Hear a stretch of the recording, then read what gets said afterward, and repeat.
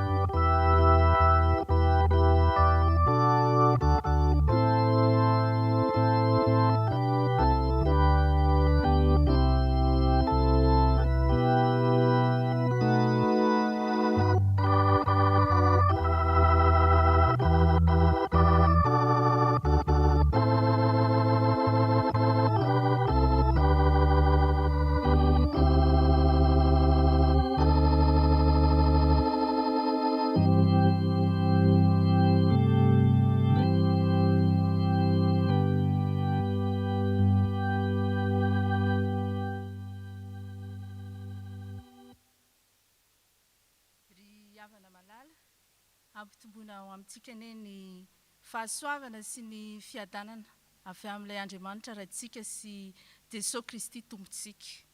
Amen. Noho ny fianaky ny valanaretina dia mbola tanterahantsika distanciel zany zao fotoan'izao fa ireo mpandray anjara no manatanteraka ny direct sur YouTube ankehitriny. Ny akatoka izay nikasaintsika ho atao androany koa dia ho tanterahana amin'ny heriny noho ny fanomanana sy ny fandaminana tsy maintsy atao eo amin'ny inscription amin'ny Zoom. Misaotra antsika sady amin'ny manaiky izany fandaminana izany.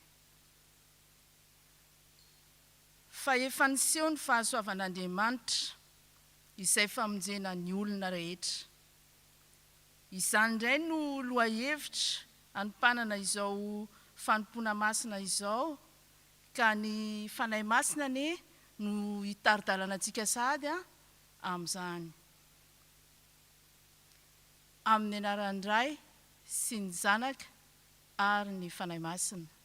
Amen. Ry havana, dia isika hisaotra sy hideran'Andriamanitra amin'ny salamo fa 400, andininy voalohany, andininy fa 420, andininy fa 820 ka hatramin'ny andininy fa 130, ary ny andininy fa 330, ary toizantsika amin'ny firana fa 170 izany fiderana izany. Salamo fa 400 amin'ny anaran'ny Tompo. Misaoran'i Jehovah ry fanahy, Jehovah Andriamanitro, lehibe indrindra ianao, fa mirapiratana sy mivolanitra ny fitafinao. Endreny amaroany asanao Jehovah, fa endreny amin'ny nanaovanao azy rehetra. Enika ny zavatra nataonao ny tany, manome ianao dia manamina izy. Manokatra ny tananao ianao dia voky ny soa izy. Manafina ny tavanao ianao dia raiky tahotra izy. Alainao indray ny ainy dia maty izy, ka mody any amin'ny vovoka nananana azy. Maniraka amin'ny fanahinao ianao dia ahary izy. Ary manompa ny tany ianao. Mandrakizay anie ny voninahitry Jehovah. Aoka Jehovah hifaly amin'ny asany. Hihira ho an'i Jehovah aho raha mbola velona koa. Ankalaza an'Andriamanitra aho raha mbola miaina. Amen.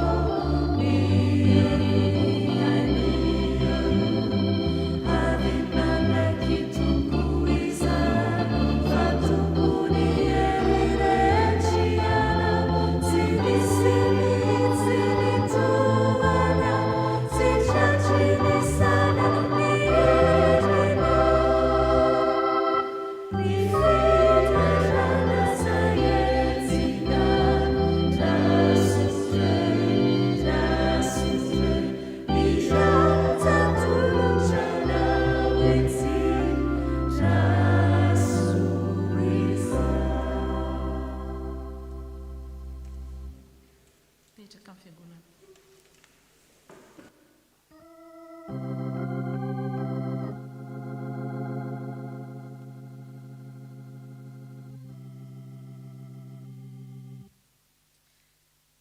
Ry havana, hoy ny tompo, na aiza no iangonan'ny 2 na 3 amin'ny anarako dia ho eo afovoany aho. Ko ndeha hanantona ny tompo tsika ampifaliana, hivavaka isika tompoko. Tompo malalo, endre ny hafalianay fa afaka manantona anao amin'izao fotoana izao. Raisy tompo ny fisaorana sy ny fankalazana ary voninahitra tolotray anao fa tena vokatry ny fonay tokoa. Tompo, tanterao sy amarino eto ny teninao amin'ny fanatrehanao ny olona mivory amin'ny anaranao fa tena mangetahitanao zahay. Akasitrao tompo ny fiarahanay mangataka aminao mandritra izao fanompoana masina taonay izao amin'ny alalan'i Jesosy Kristy tomponay. Amen.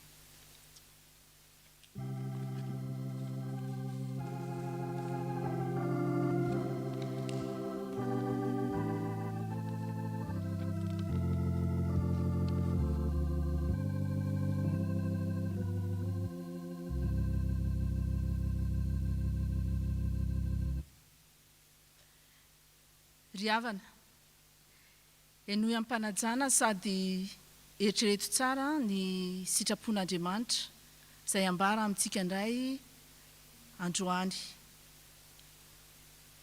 amin'ny anaran'ny tompo.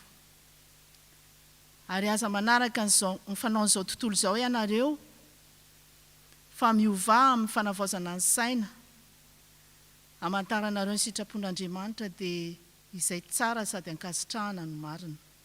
Amen. Eo ampieritetana izany sitrapon'Andriamanitra izany dia iraintsika ny hira fa 300.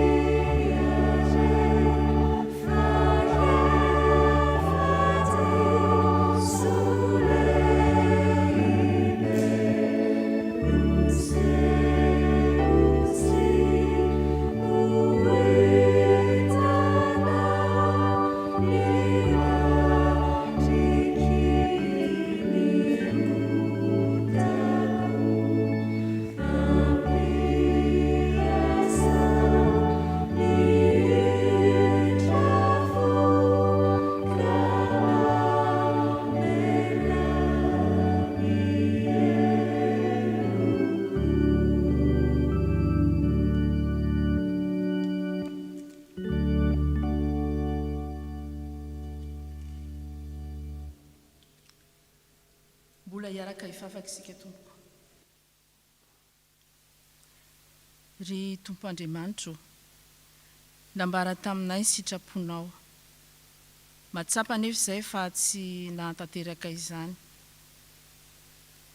Koa ndreto izay Tompo manantona anao ampanetretena. Mivalo sy mifona aminao. Eno mivavakainy Tompo.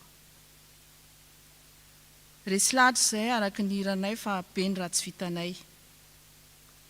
Efa diso izay ka nanita amin'ny lalana rehetra tahaka ny ondry very. Efa nanaraka loatra ny sitraponay izahay Andriamanitra. Efa nandika ny lalanao masina izahay. tsy nanao izay zavatra tokony nataonao izay fa izay zavatra tsy tokony nataonay ka tsy nisy fahafinaretana sy fiadanana atao anatinay. Ko ankehitriny Tompo, mamindra fo aminay mpanota mahantra. Miaraka amin'ny fiangonana. Hitanao aminao izahay, mamelany ilokay, diovy izay ho fampahotany, sasao izay raha ho afa-keloka, ary avaozy ny fanahinay mba ho vonokalompo anao. Ny fitiavana Jesosy Kristy nanako ampamonjanay no angatanay aminao. Amen. Ry haivana, raiso am-pifaliana sy amin'ny fanantenana eo am-pitsanganana ny famelan-keloka omen'ny Tompo antsika androany. Iary itsangana isika Tompoko.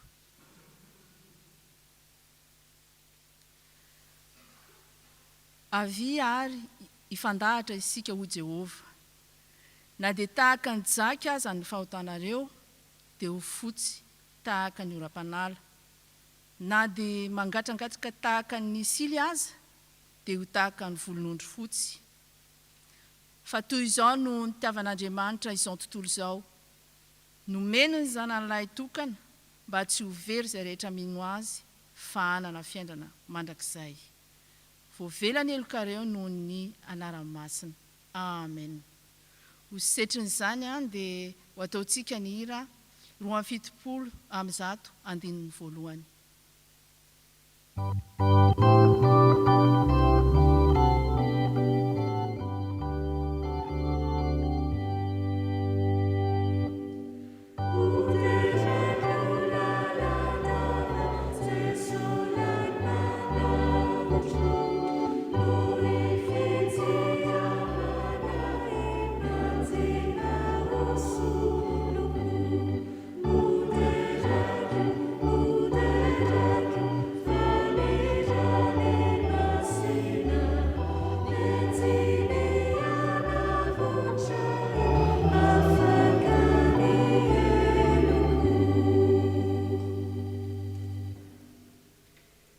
Voninahitra ho any amin'ny avo indrindra ho an'Andriamanitra. Afiadarana ety ambony tany ho an'ny olona kasitrahana. Petraka amin'ny fiangonana.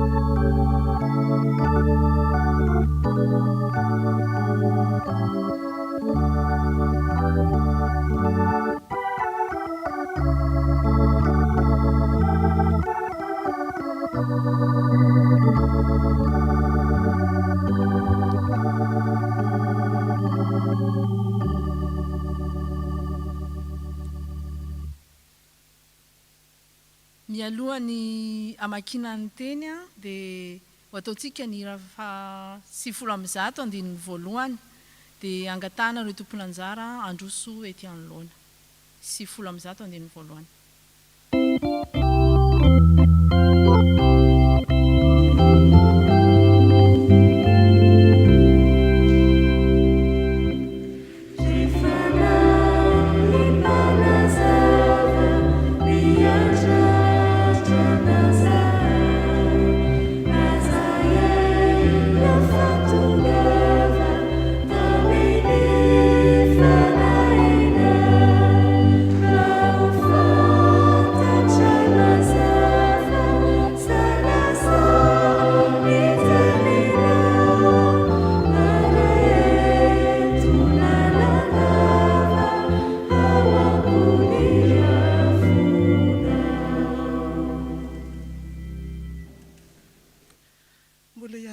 Sika Tompoko.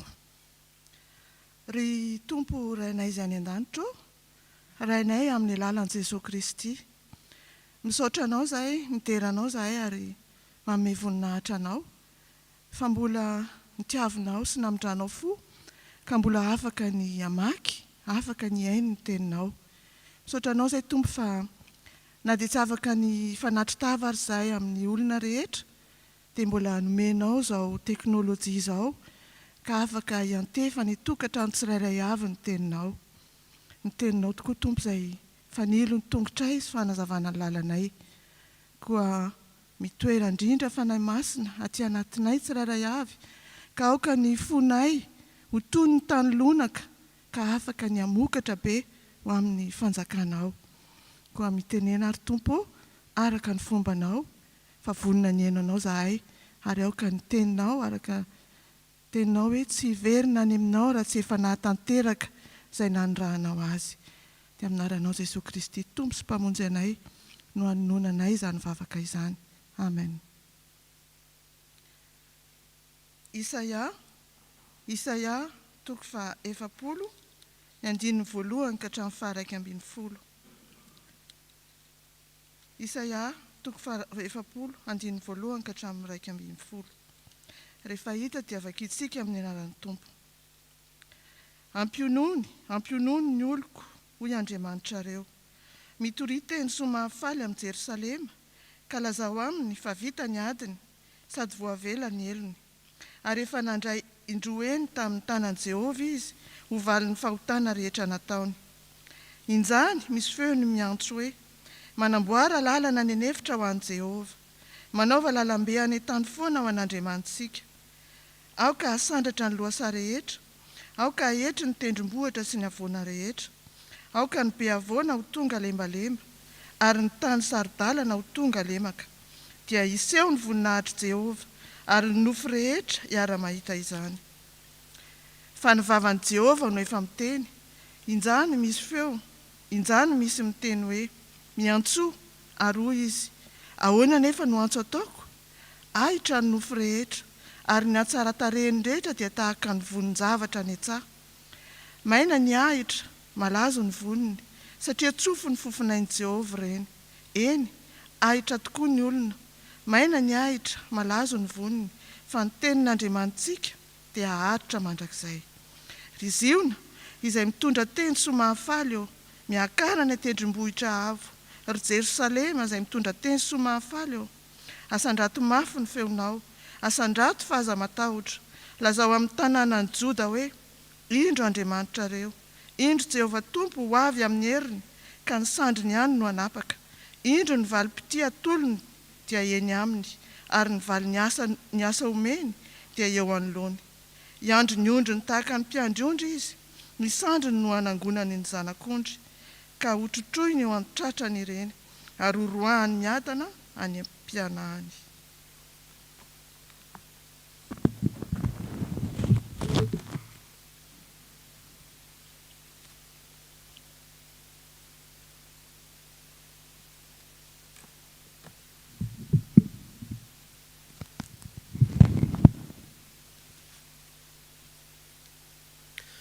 Mbola hotoizantsika ny famakiana ny tenin'Andriamanitra, hitantsika izany eo amin'ny epistily ho an'ny Titosy.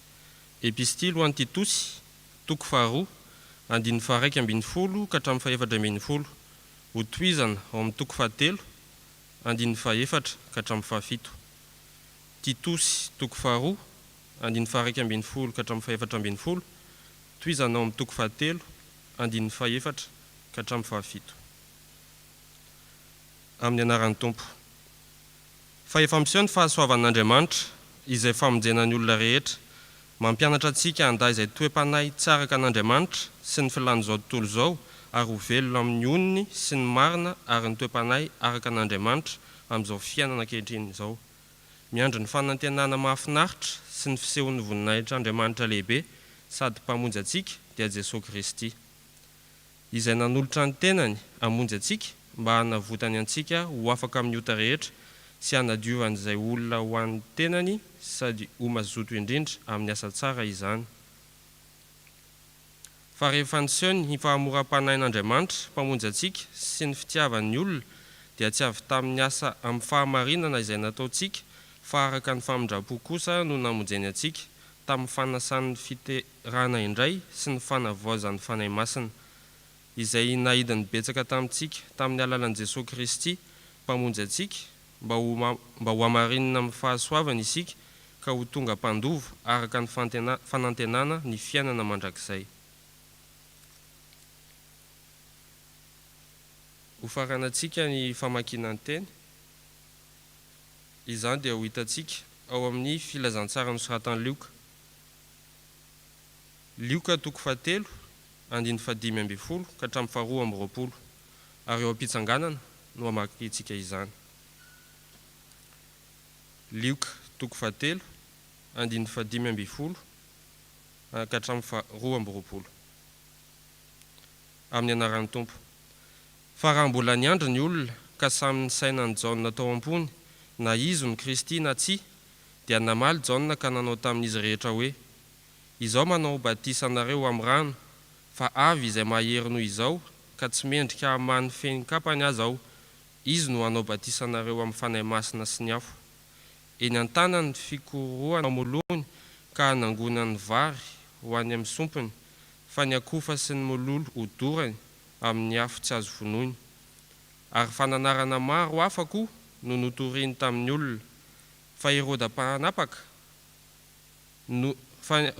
mpanapaka no nanaran'ny Jaona noho ny amin'ny Herodiasy vadin-dralahiny sy noho ny ratsy rehetra izay nataony, dia nanidy an'i Jaona tao an-tranomaizina ho fanampin'izany rehetra izany koa.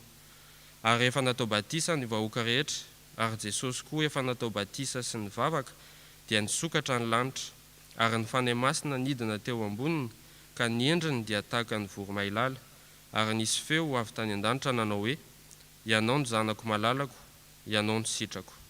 Amen. Ray masina ao, anamasina amin'ny fahamarinana, fanontenina amin'ny fahamarinana. Amen.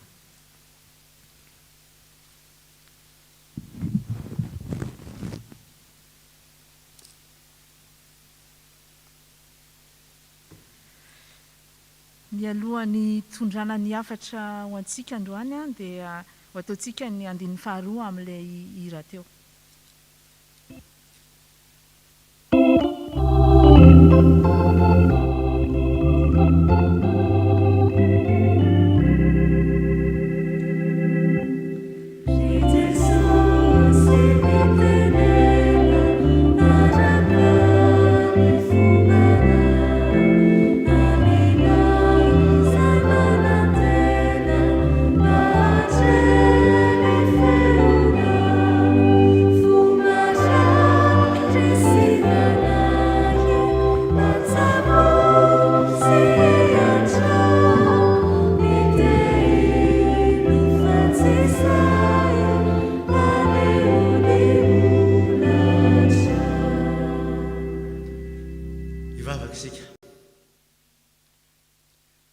Tonga ny fotoana izay andrenesanay ny teninao, handraisanay ny hafatra avy aminao, koa sokafo ny fonay mba halalaka amin'ny teninao ary mitenena aminay araka ny fombanao, fa vonina hihaino anao izay mpamponao. Misaotra Tompo. Amen. Mahazo ataontsika.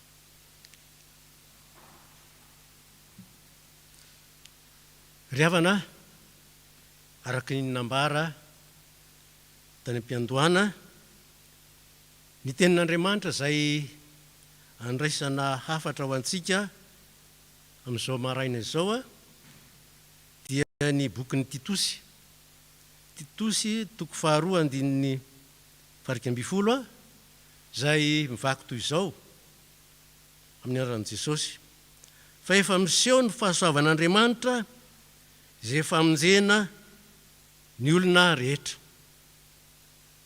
Verimberina ao amin'ny fanekena vaovao ny teny hoe fahasoavana, ary matetika Paoly no mampiditra ny fahasoavana ao amin'ny fiarabana ao amin'ny epistily izay soratany.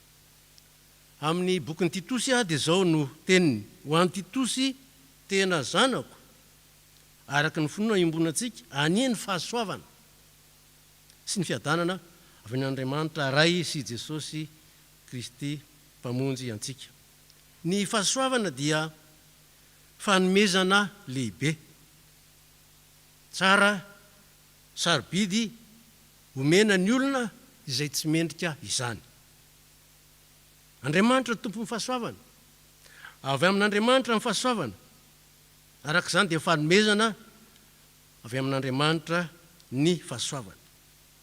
Ny fahasoavan'Andriamanitra no fanomezana lehibe sady sarobidy indrindra eo amin'ny fiainan'ny zanak'olombelona.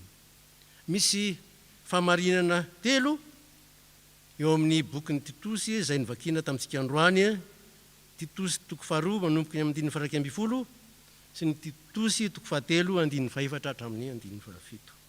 Voalohany dia ny fahasoavan'Andriamanitra dia nasehony tamin'ny nahatongavan'i Jesosy tetỳ an-tany, Jesosy izay famonjena ny olona rehetra. Hitantsika izany amin'ny teny vakiana izay milaza manao nisehony ny famorampon'Andriamanitra mpamonjy antsika sy ny fitiavany ny olona araka ny famorampo no namonjeny antsika tamin'ny alalan'i Jesosy Kristy izay nanolotra ny tenany hamonjy antsika mba navotany antsika ho afaka amin'ny rehetra.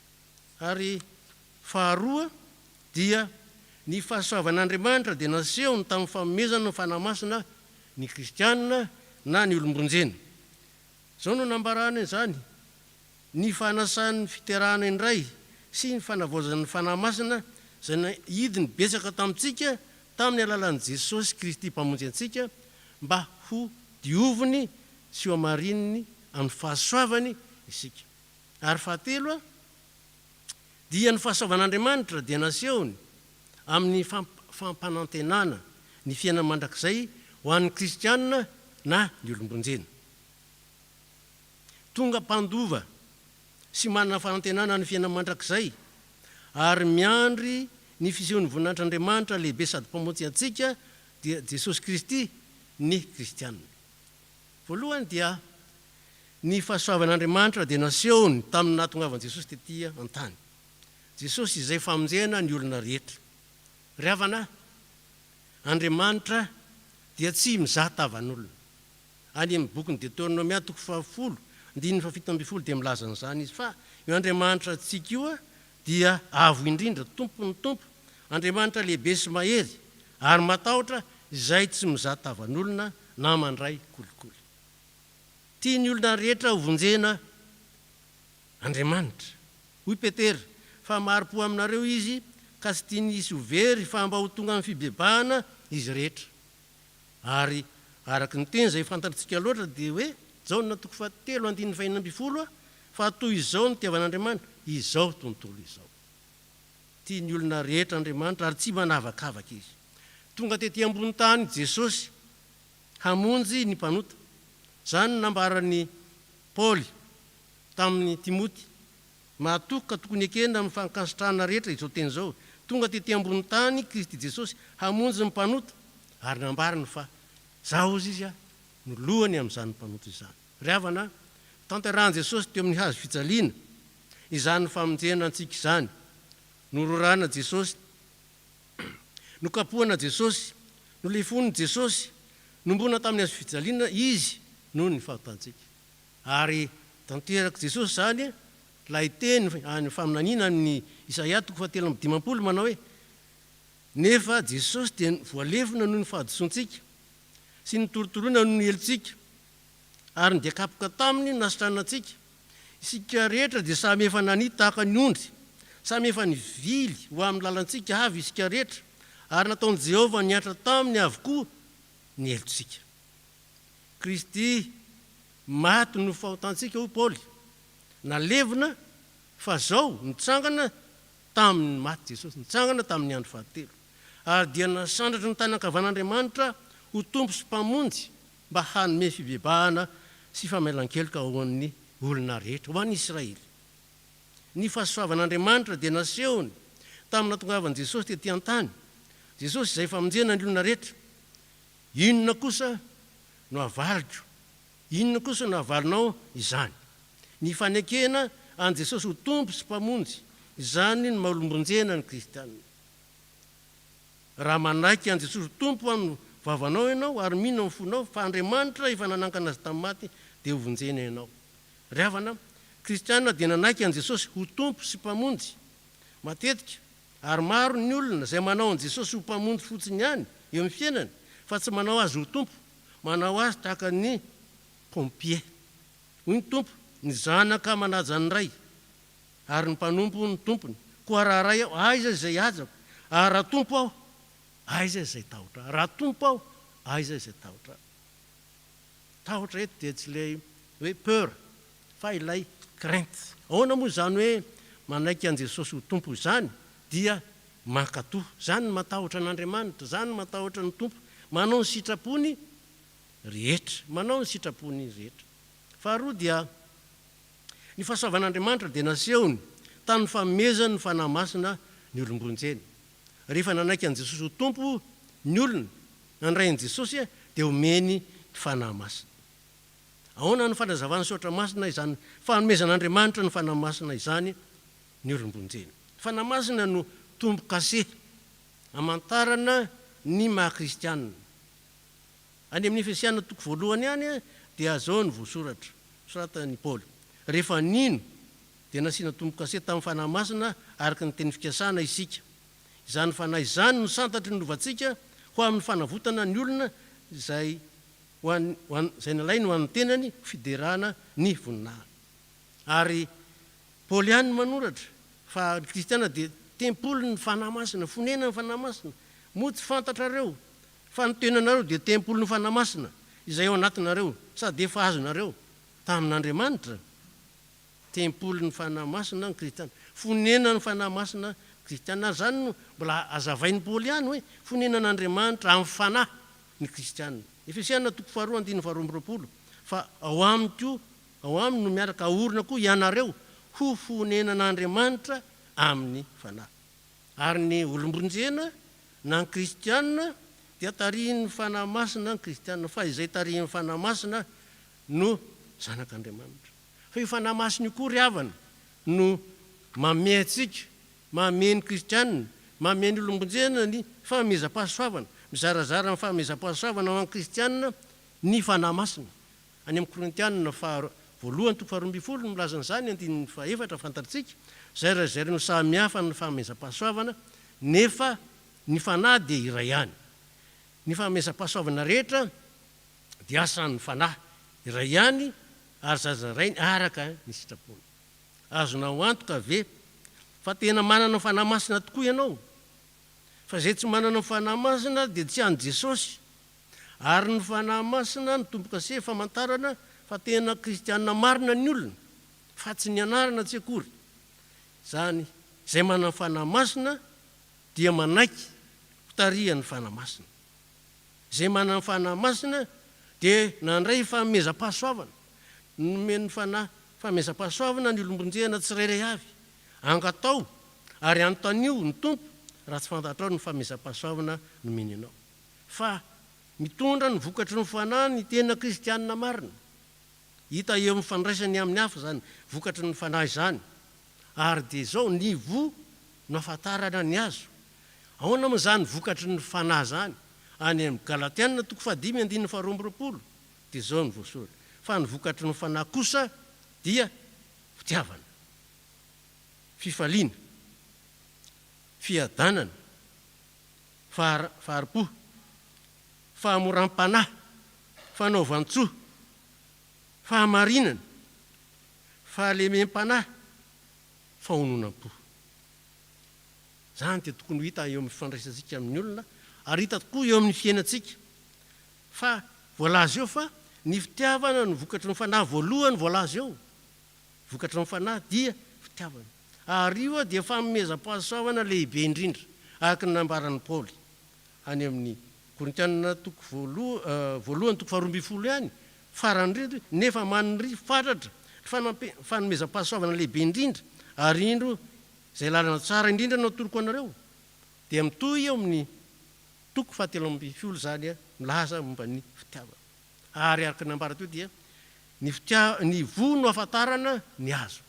Ao ny famaritana ny fitiavana io zay avy amin'Andriamanitra, satria Andriamanitra dia fitiavana fa rehefa mandray n'Andriamanitra dia mainy ty ary zao ny voalaza amin'ny Korintianina voalohany toko fahatelo amby folo andiny faefatra ny fitiavana maro-po, ny fitiavana mora fanahy, ny fitiavana tsy mialona, ny fitiavana tsy mirere, ny fitiavana tsy miebebo, ny fitiavana tsy manao zay tsy mahamendrika, tsy mitady azy, ny fitiavana tsy mora sosotra, ny fitiavana tsy manao otro-po, ny fitiavana tsy mifaly amin'ny fahamarinana fa miara mifaly amin'ny fahamarinana, ny fitiavana mandefitra ny zavatra rehetra, ny fitiavana mino ny zavatra rehetra, ny fitiavana manantena ny zavatra rehetra, ny fitiavana maharitra ny zavatra rehetra.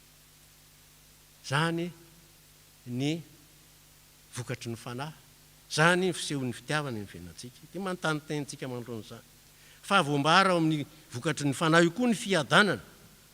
Fananana fiadanana izay zavatra lehibe. Vokatry ny fanahy, fiadanana, ary zay manana ny fanahy masina dia manana fiadanana. Fiadanana raha ambara tsotra ho mora azo indretra dia hoe filaminan-tsaina ary fahatoniana ao anatin'ny tontolo korontana sy feno korontana izay iny antsika amin'izao fotoana izao. Fahatelo,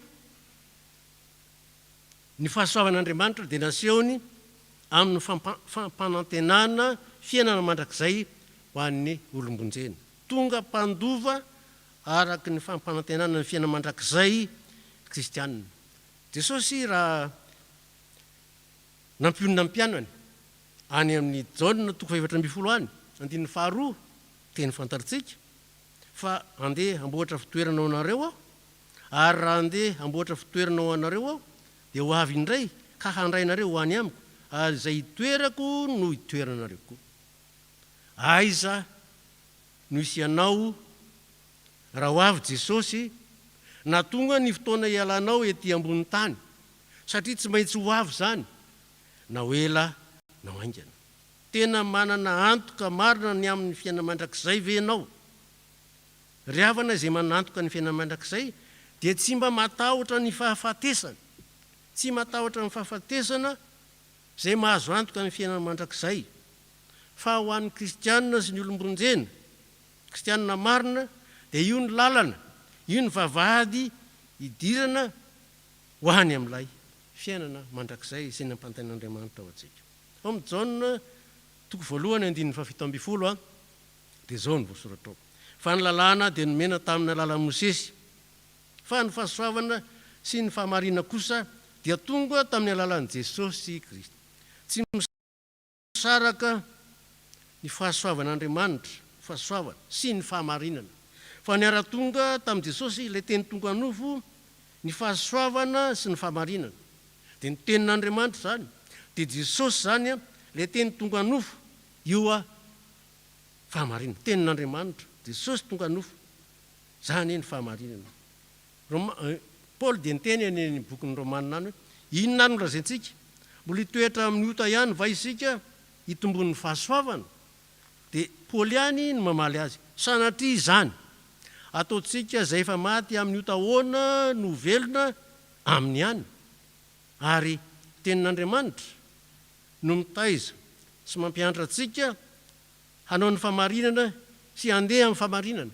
Ny teny izay mivakiana tamintsika teo amin'ny Titosy toko faharoa dia milaza fa fahasoavan'Andriamanitra dia mampianatra antsika handahy izay toe-panahy tsy araka an'Andriamanitra sy ny filan'izao tontolo izao, ary ho velona amin'ny onona sy ny marina ka hanana toe-panaraka an'Andriamanitra.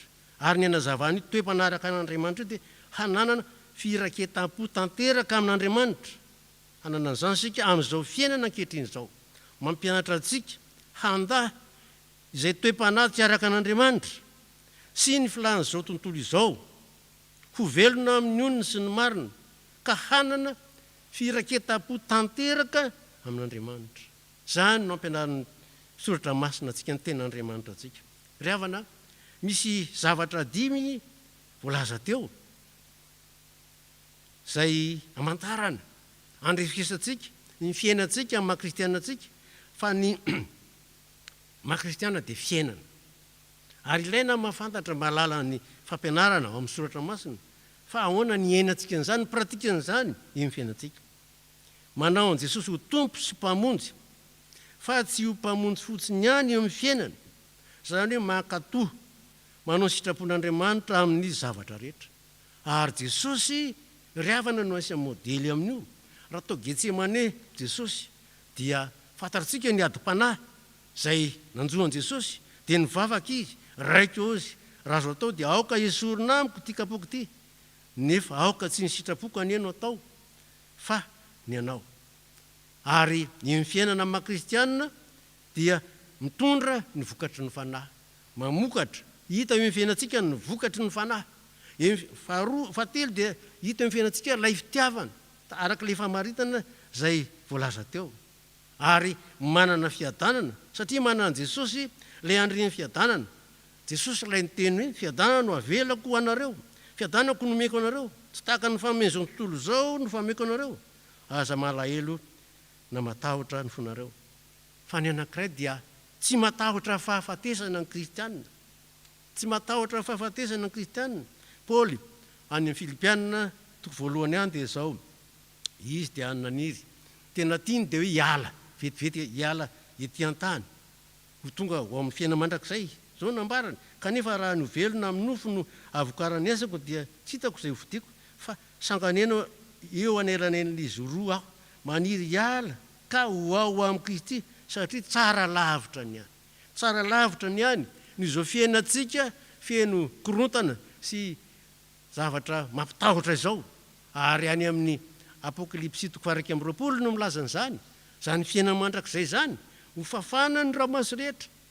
Zao dia maro no mitomany, tsisy fahafatesana intsony any, tsisy alahelo tsony any, amin'izao fotoana betsaka amin'ny malahelo, tsy misy fitarainana. Zao dia fiaino fitarainana ny olona, zao dia manjaka amin'ny fanentainana, anjany tsisy fanentainana intsony. Ary dia raha ny tsara aza dia avy hatrany tonga dia lasany, fa mbola etotsika amin'izao fotoana zao, etotsika. Ary dia efa nampantaina Jesosy ny lazany, efa nampiomanitsika ety amin'izao tontolo zao no ahitanareo fahoriana dia efa nampiomanina n'izany tsika, ary tsy tokony gagitsika amin'ny fahoriana izay mitranga, nefa ozy matoky fa izao efa naharezy izao tontolo zao. Inona no hafatra ao antsika? Efesianina 2:4 fa fahasoavana no namonjena antsika amin'ny finoana, ary tsy avy amintsika zany fa famezana avy amin'Andriamanitra, tsy avy amin'ny asa fandro isirere, tsy avy amin'ny asa fandro isirere. Zava-dehibe zany satria ny asa mieritreretintsika hoe amonjena antsika. Ary amin'izao natratrarana ny taona vaovao izao dia oka isika iteny tahaka an'i Paoly manao hoe fa ny fahasoavan'Andriamanitra no natoy izao antsika, ary tsy foana fahasoavany atao amintsika. Zany any tokony ambarantsika manoloana ny zava-manahirana, satria tsy maintsy hitranga zany, tsy maintsy hisy zany. Jesosy dia efa nampiomana n'izany, fa hisy zany, aty no ahitaintsika faharina manoloana ny zava-manahirana, ny olana, ny aretina. Dia zao no teny Tompo aminao, ampo anao ny fahasoavako, ampo anao ny fahasoavako, fa ny heriko dia tanterahana amin'ny fahalemena. Ary misy hira fa 7:700 misy eo amin'ny fivireny hoe Jesosy ampy zay. Rehefa manana Jesosy ampy zay, feno sady tanteraka rehefa manana Jesosy ianao. Ary dia zao aza mampalahelo ny fanahy masin'Andriamanitra zay nanasiana tomboka se antsika ho amin'ny andro fanavotana. Ary hoy ny Hebreo hoe mitandrema tsara fandro hisy hiala amin'ny fahasoavan'Andriamanitra, mitandrema tsara fandro hisy hiala amin'ny fahasoavan'Andriamanitra. Andriamanitra dia mahay mampitombo ny fahasoavana rehetra ho amintsika, mba hananatsika onony ny onony rehetra mandrakariva, ny onony rehetra mandrakariva amin'ny fotoana rehetra zany, ary amin'ny zavatra rehetra, ka hitombo amin'ny asa tsara rehetra isika. Andriamanitra dia mahay mampitombo ny fahasoavana rehetra ho antsika, mba hananatsika ny onony rehetra mandrakariva amin'ny zavatra rehetra, ka hitombo amin'ny asa tsara rehetra isika. Andriamanitra rehetra voninahitra. Amen.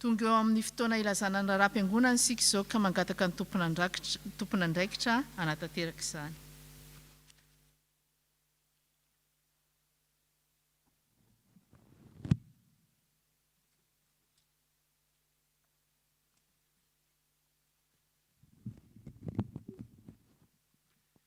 Ny mpitandrina sy ny komity FPMA Toulouse dia faly miarabantsika amin'ny anaran'i Jesosy Kristy lohan'ny fiangonana sy tompon'ny asa.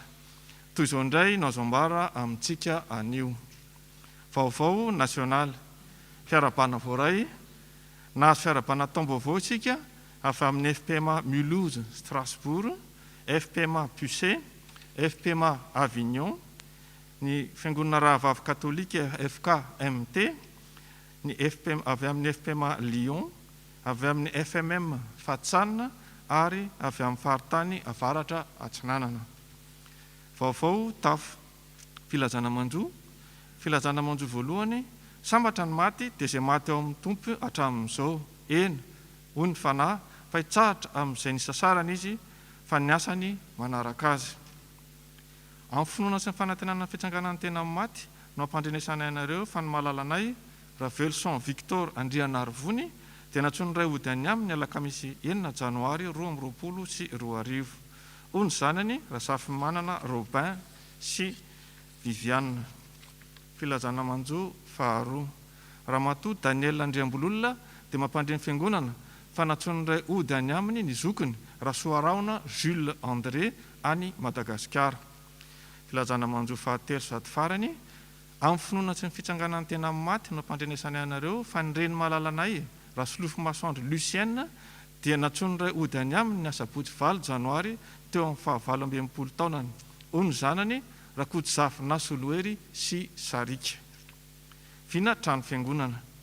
Araky ny tapaka teo amin'ny fivorimben'ny mpandray dia anangina 300 000 € isika mandritry ny 2 taona. Ka efa mandray izay fotsika tolotra amin'izany ny tompona andraikitra. Tonom-bola na don ponctuel. Mbola rosa amintsika ihany koa ny mikasika ny souscription azahoantsika mandray anjara rehefa vonona izany. Hitantsika misoratra ny numéro compte IBAN. Voatsinapy, efa nivoaka ny fandarana voatsinapy ny radio filazantsara izay miopana amin'ny taom-baovao ka azo ianona ao amin'ny radio antson'ny filazantsara. Fanavaozana ny mpandini-bola, mifarana ny alahady 19 janoary ny fisoratana anarana amin'ny mpandini-bola mandritry ny 2 taona ho avy. Ny fifidianana dia tanterana ny alahady 13 janoary. Ireo izay te hirotsaka ho vidiana dia afaka manantona na miantso ny filoha. Fiantsona fivorimben'ny mpandray. Ny fivorimben'ny mpandray saika atao androany dia emotra ny alahady 19 janoary noho ny fanomanana izay ilaina amin'ny inscription zany izay maka fotoana kely. Atao en distanciel izany ka alefa email ny inscription ary mifarana ny alakamisy 13 janoary. Izany fotoana izany dia andiniana raharaha roa sosona. Voalohany dia ny fanavaozana ny fitsipika anatiny, fampidirana ny vondronasa fitaizana, ny rafitry ny diakonin'ny mivala sy ny diakonin'ny firaisan'ny sampana. Ary ny faharoa dia ny ampiakarana ny adidy. Association USPMA Entraide et Solidarité Protestante Malgache. Efa nitsangana ny komity mpitantanana na ny conseil d'administration. Mbola mitohy ary misokatra hatrany ny fisoratana anarana hiditra amin'izany association izany any amin'ny filoha Jean-Yves Rakotomalala. Rakitra, ampatsivina isika fa efa mitamatra iray ihany ny rakitra voalohany sy faharoa fanao teo aloha. Mandritra ny Fanompoam-pivavahana en distanciel dia afaka ataontsika na chèque, na virement, na carte bancaire eloaso izany. Fotoam-bavaka trano fiangonana. Andao hitsangana sy anangana. Nehemia toko faharoa ny 9:20 B. Antsoina ny fiangonana manontolo niombona amin'ny fotoam-bavaka trano fiangonana ho tanterana ny sabotsy 15 janoary amin'ny 10 ora maraina hatramin'ny 12 ora sy sasany amin'ny alalan'ny Zoom. Ampitaina amintsika miandalana ny ilay hidirana amin'izany. Marina fa zava-dehibe ny fiangonana manontolo miara-mitondra izany tetika asa trano fiangonana izany eo amin'ny tompo. Hoy tokoa ny tenin'Andriamanitra, raha tsy Jehovah no manao ny trano dia miasa foana ny mpanao azy. Salamo 7:20 ny andininy voalohany. Hoy ny komitin'ny trano. Asa fitandremana Tsy misy ny permanence ny talata 2 janoary sy ny alakamisy 13 janoary ho avy izao. Angatahana isika hiantso mpitandrina ka rendez-vous arak'izay azo atao mba tsy fanindry amin'ny hafa ny fotoana. Étude biblique. Misy ny étude biblique en distanciel ny talata 2 janoary amin'ny fitora sasany alina. Catéchomène. Misy ny catéchomène isan-kalahady amin'ny 4 tolakandro en distanciel ihany ankoatra ny alahady fandraisana. Alahady ny zokiola, ny alahady 9 janoary 20 sy 20 dia alahady ny zokiola. Izany dia mikasika ireo olona feno 70 taona ny soratra anarana ny sitrapo teto amin'ny fiangonana. Iangaviana mba hiantso anona solo ireo izay mila andinindininy momba izany ao amin'ny 06 48 23 93 06. Diarim-piangonana, ny Fanompoam-pivavahana amin'ny alahady 9 janoary heriny anio dia manomboka amin'ny 10 ora sy sasany ary atao en distanciel sur YouTube. Fanimpandray anjara ihany no makany am-piangonana mikarakara izany. Mbola olazaina amintsika ihany ny Fanompoam-pivavahana manaraka ataontsika na distanciel na présentiel miankina amin'ny fivoaran'ny zava-miseho mikasika ny valanaretina Covid mandritry ny volana janoary. Manentana antsika hatrany tsy hitsatra hitondram-bavaka amin'ny fiangonana sy izany asa sy fikasana tsara rehetra izany. Dia mivoninahitra ho an'Andriamanitra irery ihany.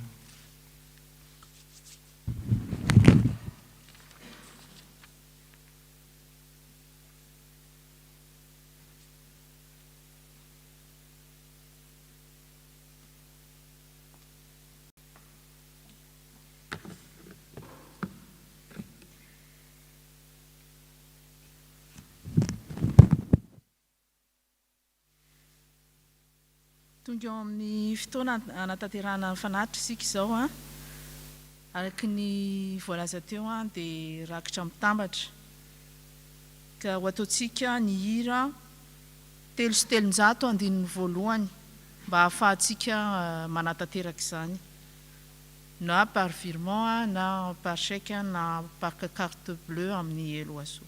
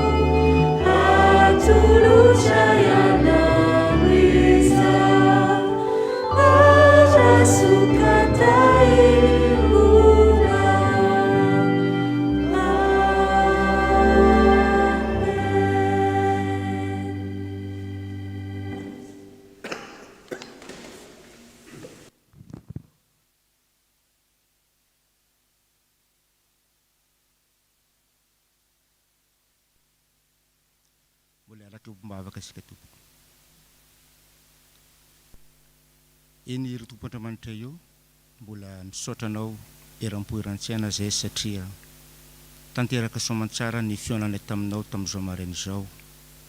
Tsara tompo fa nampitsevinao anay teto maraina ny amin'ny fahasoavanao zay famonjena ny olona rehetra avy amin'ny alalan'ny fanomezanao ny zanakao.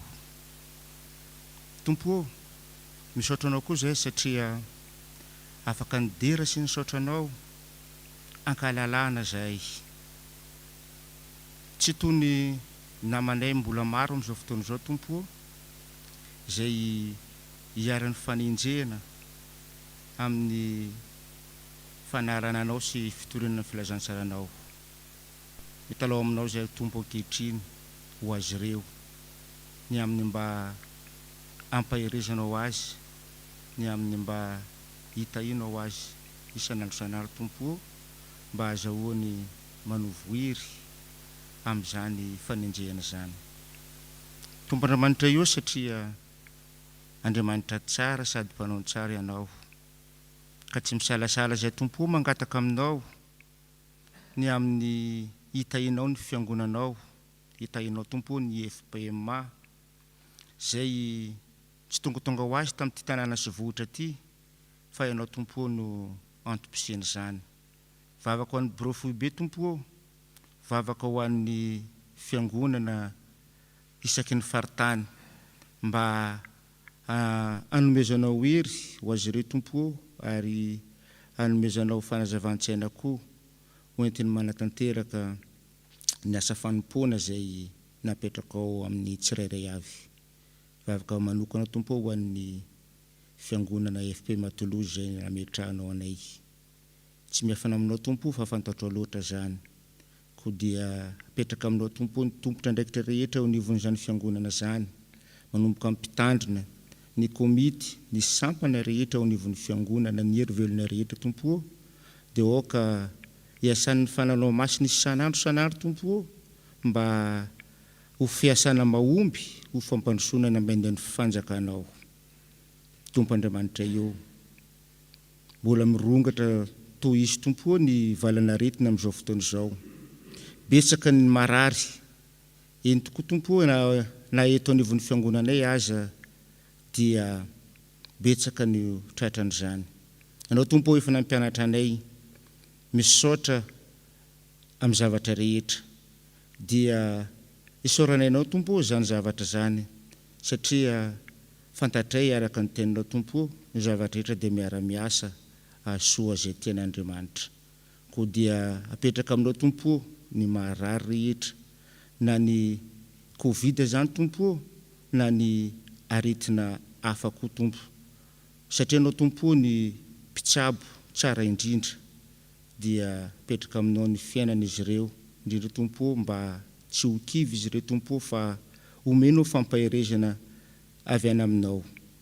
Eny tokoa tompo, betsaka ihany koa ny mandray fahasoavana avy any aminao. Tompo, ampianaro izy ireny tompo mba hisaotra, eny mba hizara izany fahasoavana zany koa tompo, araka ny teninao.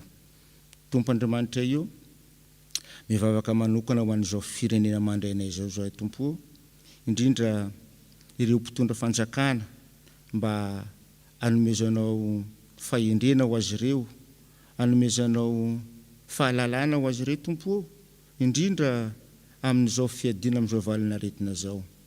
Aza vela hiadirery izy ireo tompo, aza vela hiantehitra amin'ny fahalalana, fa oka ianao nitaridalina azy mandrakariva, mba ahitany tompo vahaolana tsara ho fanasoavana ny vahoaka. Tompo Andriamanitra io, mivavaka manokana ho an'ireo mpitsabo ihany koa zahay, zay manao viveriny ihany tokoa tompo, mba ho fanasoavana ny vahoaka. Omeo hery izy ireo tompo, ary arotsaho amin'ny fahasoavanao, mba azahoany miasa amin'ny fitiavana ho fanasoavana no marary rehetra amin'izao fotoana izao. Tompo Andriamanitra io, i Madagasikara anay izay niavianay koa tompo, tsy adinonay ny mitondram-bavaka ho azy ireo, mitondram-bavaka ny mpitondra, mitondram-bavaka ho an'ny vahoaka malagasy tompo, mba ho tanteraka ny fanirianay manao hoe Kristy ho an'ny Madagasikara dia Madagasikara ho an'ny Kristy. Tsy tonga ho azy zany tompo raha tsy ianao ny miasa. Ko dia mety eza tompo ny hitsinjo manokana ny firenenay, mba ho firenena mandroso, firenena ho afaka amin'ny fahantrana. Tompo Andriamanitra io, izay rehetra tsy feno amin'izany vavaka izany, dia fenonay amin'ny vavaka tsara ny ampianaranao anay fahiny manao hoe Renay izay nan-danitra o masiny ho tonga ny amin'ny fanjakanao, atao ny sitraponao, etsy an-tany takina ny an-danitra. Omeo anay izana saza ao anay, ary mamela ny helokay, tahaka namelanay sy ny heloka taminay. Aza mitondra ny amin'ny fakapanahy, fa manafana ny azy, hanao fanjakana sy ny hery, ary voninahitra mandrakizay. Amen.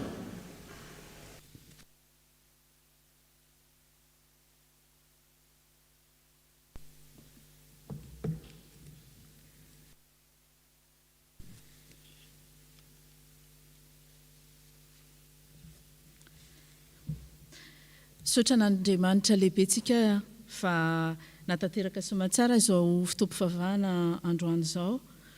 Ko amarana ny fotoantsika izao dia ho irahantsika eo am-pitsanganana mialohan'ny hafatra sy ny tsodrano ny hira 980 andinin'ny voalohany, ary aorian'ny hafatra sy ny tsodrano dia ny andinin'ny fahadimy amin'izany hira izany no ataontsika. Dia ary hitsangana isika.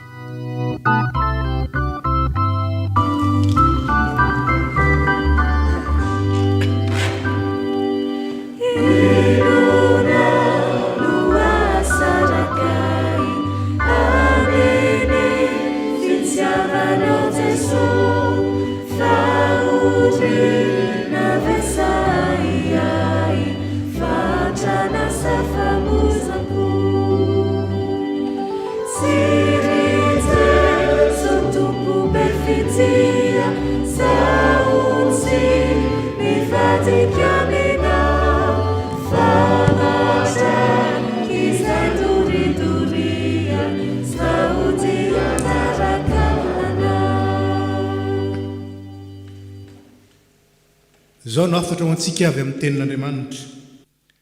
Ankehitriny izao dia ora tokony foazanareo amin'ny fatoriana, fa ankehitriny ny famonjenantsika dia akaiky noho ny tamin'ny andro voanontsika. Efa lasa ny alina ka efa mby akaiky tokoa ny andro, ka aoka harintsika ny asan'ny maizina ka hitafitsika ny fiadin'ny mazava, aoka ary tsy mba ho tenenina ratsy ny fahasoavana izay noraisinareo. Ary Andriamanitra ny fahasoavana rehetra, izay efa niantso anareo any amin'ny voninahiny mandrakizay amin'ny Kristy, rehefa niaritra fahoriana vetivety ianareo, dia izy no hatanteraka sy ampiorina ary ampitoetra anareo. Amen.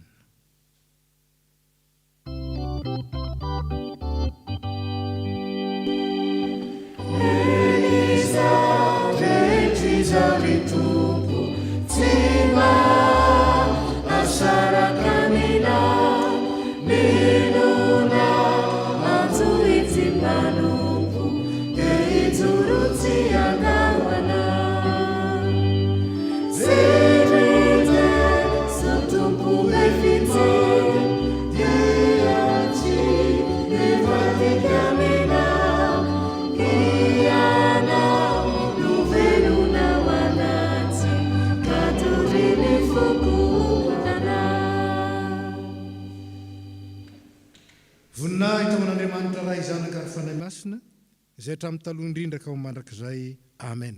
Mandeha amin'ny fiadanana ka manompony Tompo. Isaorina.